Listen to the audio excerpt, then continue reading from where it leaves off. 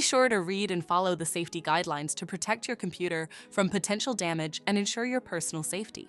For more information about safety guidelines, see the owner's manual at dell.com/support.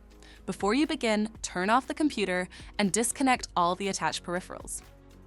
To remove the solid-state drive 2280, remove the 6 screws securing the base cover and the 2 screws by the hinges. Pry the cover off from the recess points near the hinges.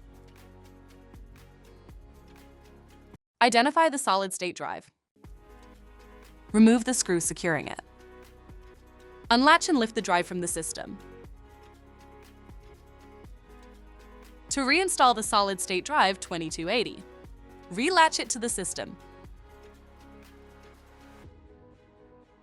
Install the screw to secure it. Place the base cover back on the system and secure it with the screws. For more information about your Dell system, visit dell.com/support.